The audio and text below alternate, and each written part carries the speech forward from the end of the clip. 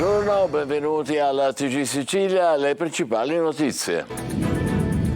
Gli affari illeciti dei cugini americani con i mafiosi siciliani, 17 fermi tra New York e Palermo per mafia, estorsioni, turbativa d'asta, incendi. Riemergono i Gambino, quelli della Pizza Connection di Falcone, l'indagine coordinata dalla Procura del Capoluogo. Le mani delle cosche sul business delle scommesse illegali, 10 misure cautelari tra Licata e Campobello di Mazara. L'operazione Breaking Bet, diretta dalla direzione antimafia. Anche indagini sui clan anticipati alle cosche dalla talpa della Procura di Palermo arrestata ieri. Il commesso era il punto di riferimento per la criminalità del capoluogo siciliano. Strade caotiche e insanguinate a Catania, morta una studentessa, prima investita da uno scooter, poi schiacciata da un'auto sulla circonvallazione. Si ripropone il problema della sicurezza in questo snodo viario rimasto paralizzato per ore in mattinata. Anche la Commissione Antimafia regionale indaga sul concorso Parentopoli per 46 forestali della regione. Primo in graduatoria il figlio dell'ex capo del corpo regionale. È la giornata internazionale del cappuccino, uno dei simboli della colazione all'italiana. C'è anche chi ne ha fatto uno strumento per diventare popolare sui social, come un influencer originario di Messina. Calcio, Catania tra campo e nuova guida tecnica. Al Massimino i rossazzurri sfidano il Picerno in Coppa Italia, mentre la dirigenza è vicina a definire l'ingaggio del nuovo allenatore. Lucarelli resta il favorito. In Serie B Palermo prova a scacciare la crisi, al Barbera arriva il Brescia, Corini, siamo pronti a riprendere il nostro cammino.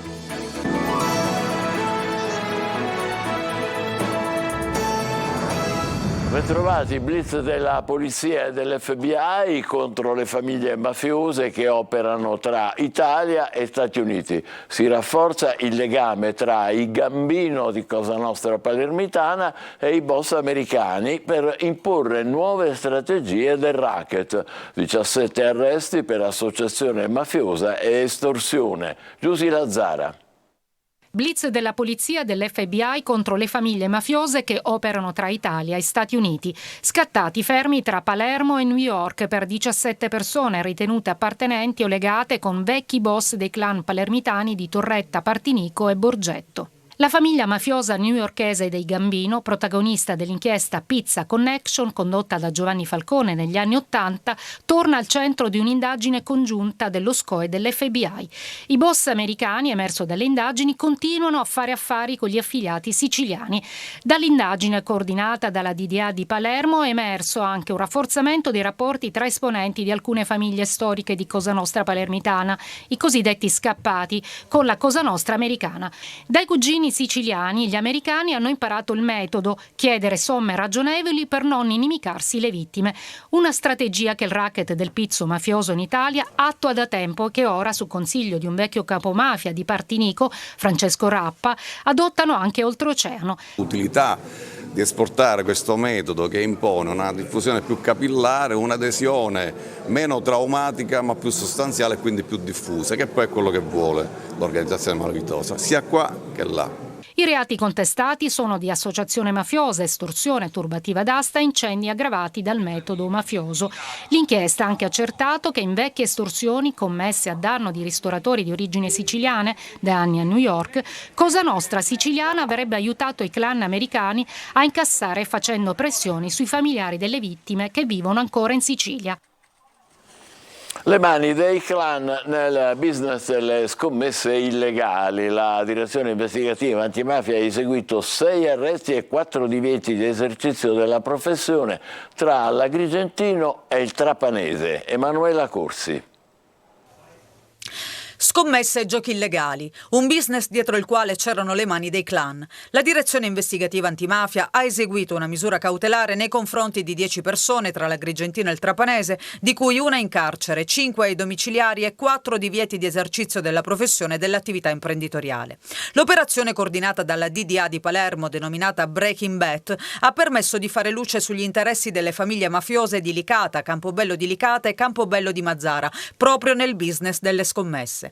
Gli inquirenti hanno accertato una capillare distribuzione e installazione di postazioni per il gioco d'azzardo, realizzata attraverso società intestate a prestanomi.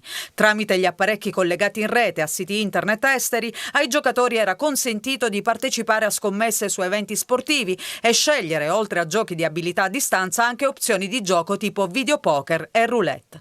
Agli indagati vengono contestati reati di concorso esterno in associazione mafiosa, esercizio abusivo di attività di intermediazione nella raccolta di gioco con l'installazione di apparecchiature in assenza di concessione dell'Agenzia dei Monopoli, estorsione aggravata dall'agevolazione mafiosa e trasferimento fraudolento di valori. L'attività di scommesse era destinata a contribuire al sostentamento economico delle famiglie mafiose di Licata e Campobello di Licata, ma anche in parte ai vertici della famiglia mafiosa di Campobello di Mazara, permettendo a Cosa Nostra, oltre all'arricchimento economico, di intensificare il controllo delle attività economiche sul territorio. Non solo fughe di notizie per avvertire gli indagati per rapina o per corruzione, anche le indagini per mafia erano nel mirino della talpa della Procura di Palermo, arrestata ieri. Manlio Viola. Non solo fughe di notizie per avvertire gli indagati per rapina o per corruzione, ma anche le indagini per mafia erano nel mirino della talpa della Procura di Palermo. Feliciano Leto è stato arrestato ieri e adesso emergono i dettagli delle notizie riservate che avrebbe carpito e fornito agli indagati. Leto avrebbe raccolto un intero hard disk copiando prove e atti dell'inchiesta della DDA per fornirli a Luigi Abate, boss del quartiere Calza di Palermo, conosciuto con il soprannome di Gino Umitra. Abate, dopo la morte 3 giorni fa di Antonio Lauricella, detto Uscintilluni, è l'ultimo boss del quartiere. Attualmente detenuto, ma potrebbe tornare presto in libertà. La Cassazione ha infatti rimandato alla Corte d'Appello l'ultima sentenza di condanna a 16 anni. Fine pena prevista quindi nel 2027, ma adesso le cose cambiano. La Suprema Corte ha infatti stabilito un riconteggio di quella pena, che potrebbe subire pesanti riduzioni. Per il GIP, Felice Leto era diventato il punto di riferimento per i diversi soggetti del circuito criminale palermitano a caccia di informazioni su indagini top secret. Grazie al suo ruolo di commesso giudiziario aveva libero accesso a decine di fascicoli della procura che spostava da una stanza all'altra, una posizione che gli consentiva di carpire notizie sulle attività investigative e di fare soffiate agli interessati. In altri 2 casi, oltre quello riguardante la mafia, Leto avrebbe avvertito i banditi di intercettazioni a loro cariche, spingendoli a dismettere le SIM in uso. Di grave danno alle indagini parla il GIP nella misura cautelare. Le notizie rivelate avrebbero compromesso le attività degli inquirenti. Strade insanguinate a Catania, una studentessa originaria di Solarino investita da uno scooter prima e poi schiacciata da un'auto sulla circonvallazione. Si ripropone il problema della sicurezza in un tratto già teatro di numerosi incidenti mortali. È in mattinata traffico paralizzato per ore per altri incidenti e una macchina in panne. Tonino De Mana. Travolta da uno scooter sulle strisce pedonali e poi schiacciata da un'auto che sopraggiungeva. È morta così Chiara Adorno, 18 anni, studentessa originaria di Solarino, falciata sulla circonvallazione di Catania, non distante dall'università che frequentava da poco tempo. Erano passate le 21 quando la ragazza è andata incontro ad un destino tanto crudele quanto beffardo. Chiara, dopo l'impatto con uno scooter Honda che l'ha sbalzata di diversi metri, è finita sotto una Fiat Punto che l'ha ulteriormente trascinata.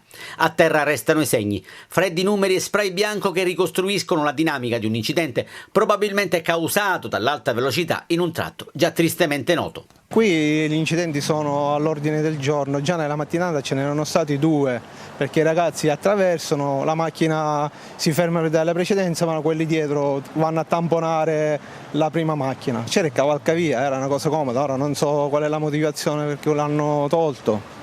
però il problema è che questa è una circonvallazione, secondo me dovrebbe essere una strada a scorrimento veloce, ma non lo può essere con tutti questi passaggi pedonali, semafori. Nonostante soccorsi tempestivi per Chiara non c'è stato nulla da fare, mentre l'uomo che si trova accanto a lei è stato trasportato in codice rosso al Policlinico. In ospedale sotto shock anche i conducenti dei mezzi coinvolti. Sul posto, per i rilievi, è intervenuta la sezione infortunistica della Polizia Municipale. La Procura di Catania ha aperto un'inchiesta.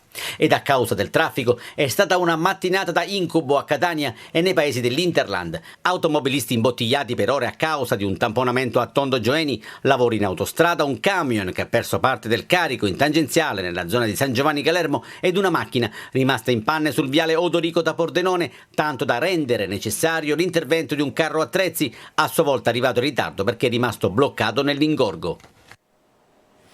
A Mascali, vicino a Catania, un uomo di 39 anni è stato ferito con diverse coltellate ieri sera in un Luna Park.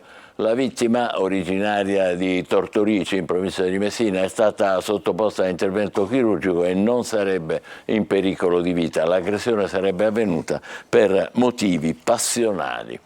C'è un secondo sospettato per l'omicidio di Samir, il cameriere algerino ucciso nella notte fra venerdì e sabato in pieno centro a Palermo. Intanto, a carico del fermato, che continua a negare ogni addebito, spunta anche l'impronta di una scarpa. Maglio viola. Non solo le immagini dei sistemi di videosorveglianza della zona dell'omicidio, ma anche una impronta di una scarpa che risponde alla calzatura usata dal presunto assassino. Sono queste le prove a carico di Ali El Abed Baghera, il 32enne tunisino sospettato di aver ucciso l'algerino 41enne Samir Boudejemai, assassinato con 3 colpi di pistola nella notte fra venerdì e sabato scorsi in pieno centro, in via Roma, a Palermo.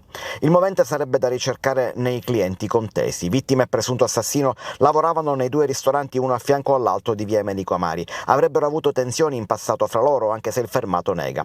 Tutto nasce dal cosiddetto clan dei butta dentro, persone reclutate per stare davanti ai locali e invitare la clientela a entrare e consumare. E adesso viene fuori anche un secondo indagato. Si tratta di Saber El Abed, 30 anni, cugino di Ali, il fermato per il delitto. Quale sia il suo ruolo sarebbe ancora tutto da chiarire, ma a quanto si apprende avrebbe accompagnato il cugino a commettere il delitto. I 2 sarebbero andati in via Roma con un ciclomotore e questo farebbe venir meno l'alibi di Ali, che dice di essere rientrato a mezzanotte a casa proprio del cugino, del quale è ospite. Oggi intanto si tiene l'udienza di convalida del primo fermo, quello del presunto assassino, che ha negato tutto. La decisione potrebbe arrivare già in giornata, anche se il GIP per legge ha tempo fino a dopodomani. Anche la Commissione Antimafia siciliana vuole vederci chiaro sul concorso Parentopoli per 46 forestali della regione. Si indaga sulla graduatoria. Il primo è il figlio dell'ex capo della forestale, Giusy Lazzara. Parentopoli, ci risiamo. La Commissione Antimafia indaga sul concorso per 46 agenti forestali della regione. In 20.000 si sono presentati da tutta la Sicilia, partecipando alla selezione e inseguendo il sogno del posto fisso. La Commissione Antimafia e Anticorruzione all'Ars adesso vogliono vederci chiaro sull'intera procedura. Si indaga sia sul bando sia sulla graduatoria dopo le prove scritte. Il primo della lista è Alessio Salerno, figlio dell'ex capo della forestale. Al 15° posto Felice Bruscia, il nipote dell'ex assessore comunale di Palermo e componente dello staff dell'ex assessore al territorio Totò Cordaro. E la graduatoria si allunga con altri nomi eccellenti, al momento ancora al vaglio delle verifiche. Sul caso le opposizioni all'Ars chiedono la sospensione della selezione e una nuova commissione, ma il governo Schifani temporeggia e richiede altre verifiche interne. Nel frattempo si va avanti e si valutano i titoli. Sul concorso incombono ombre anche sulla composizione della commissione giudicante. Per 3 volte sono stati sostituiti i componenti, tra loro la sindacalista della CGIL Rosalia Pirrello e la dirigente del Dipartimento Lavoro Rita Camporetti, tutti rimossi per motivi che non sono stati ancora ben chiariti e che richiedono la trasparenza delle procedure. Il sindaco di Carini e il suo vice sono indagati per omicidio colposo per la morte di un ragazzo di 12 anni avvenuta nel 2021 al Parco Giochi Sofia in seguito al crollo della porta di calcio di un campetto. Oggi è la giornata internazionale del cappuccino, uno dei simboli della colazione all'italiana, amato un po' da tutti. C'è chi ne ha fatto uno strumento per diventare popolare sui social come un influencer originario di Messina, Francesco Aloi. Quando ha finito da fare il clistere, mi fai un cappuccino? Ma va. Tutti pazzi per il cappuccino, uno dei simboli della colazione all'italiana. Un mix di caffè e latte montato a vapore che risalirebbe al XVII secolo. Sarebbe stato un frate cappuccino ad aggiungere del latte al caffè in un bar di Vienna. Il nome quindi non è stato scelto a caso. 8 novembre Cappuccino Day, lo sapeva? Non lo sapevo, ma io il cappuccino lo adoro e non riesco a iniziare una giornata senza il cappuccino, quindi per me cappuccino sempre.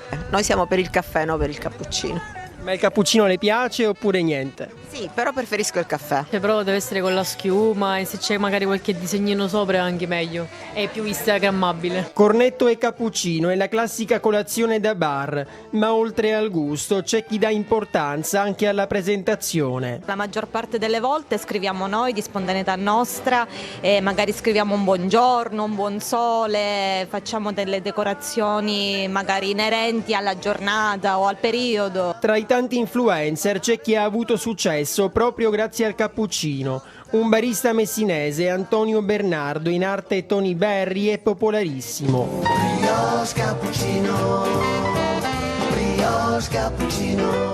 E così per il barista artista che da anni vive a Roma, disegnare Messi che bacia la Coppa del Mondo è un gioco da ragazzi. Ma l'immagine più bella è questa: Falcone e Borsellino raffigurati anche in un buon cappuccino. Beh, davvero bravissimo. Facciamo una breve pausa. Adesso, dopo la sosta, le ultime per il calcio sulla nuova guida tecnica del Catania e il pre-gara del Palermo. State con noi.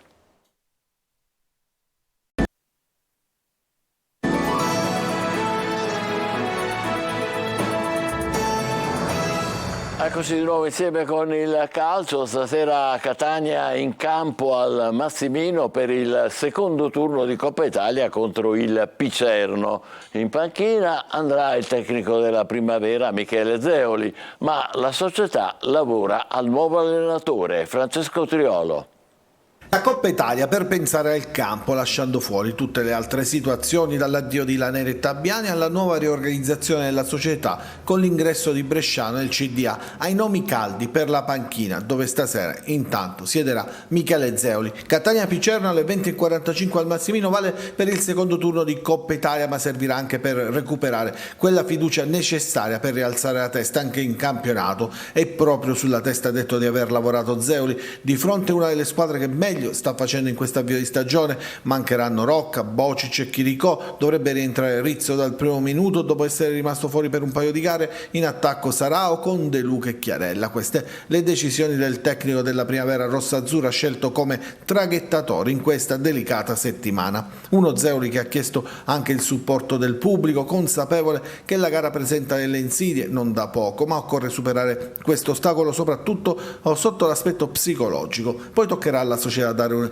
una guida tecnica ambiziosa ai rossazzurri. La scelta ormai si è ridotta a 3 nomi, 2 ex, quello di Rolando Maran e quello di Cristiano Lucarelli, e l'ultima entrata, Brocchi, proprio il livornese, sarebbe ad oggi però la scelta numero 1 perché conosce meglio la categoria e ha le motivazioni giuste per un ritorno sotto l'Etna. Lucarelli ha già incontrato Grella, si lavora sull'accordo economico, ma non solo, si sta discutendo soprattutto sulla durata contrattuale. Lucarelli vorrebbe costruire un progetto su 3 anni, quindi con scadenza 2026, il Catania invece vorrebbe arrivare a giugno 2025, una soluzione che prevederebbe l'opzione per il terzo anno potrebbe mettere tutti d'accordo. Il Palermo torna in campo oggi pomeriggio alle 18:30 per affrontare il Brescia nel recupero della seconda giornata di campionato. Corini vuole una vittoria per uscire dalla crisi. Marco Gullà.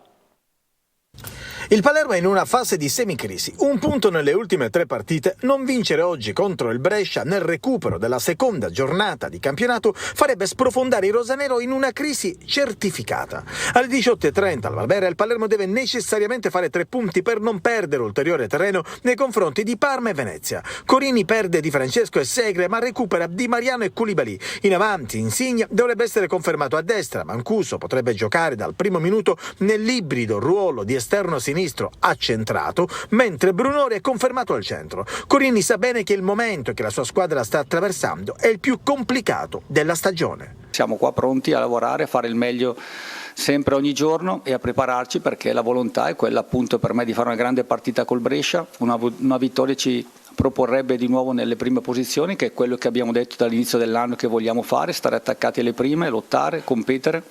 Lo stiamo facendo, purtroppo c'è stato un rallentamento nelle ultime 3 partite, innegabile perché lo dicono i risultati, ma c'è anche la volontà di continuare un percorso che era iniziato in un certo modo. In difesa il tecnico rosanero dovrebbe affidarsi ancora al quartetto titolare, ovvero Mattei, Lucioni, Ceccaroni e Lund. A centrocampo torna Stulaz assieme ad Henderson e Gomez. Fischio d'inizio alle 18:30.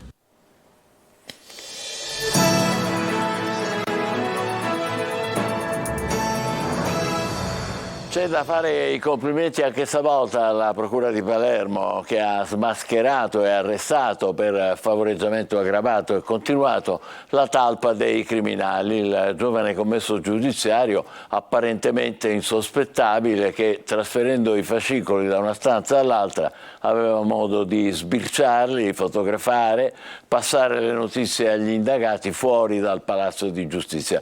Per gli investigatori era il punto di riferimento del circuito criminale palermitano. Grazie a un trojan nel suo cellulare, i magistrati sapevano ormai tutto di Feliciano Leto e del suo trafficare malavitoso con i fascicoli, durato pochi mesi in tutto. Resta un dubbio. Leto proveniva dal bacino degli ex precari di Palermo. E fin qui tutto ok. Ora però sappiamo anche che il commesso giudiziario finito dentro è genero dell'imprenditore Vincenzo Passantino, titolare di un'azienda di trasporti sottoposta a interdittiva antimafia, e che il sabato, giorno di riposo dall'impiego al Palazzo di Giustizia, Leto lavorava proprio in quell'azienda con il suocero.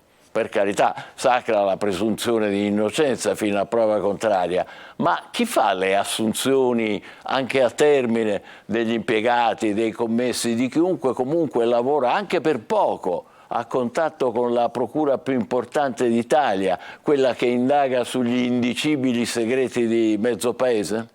Ci fermiamo qui, TG Sicilia torna alle 20, grazie e buon pomeriggio.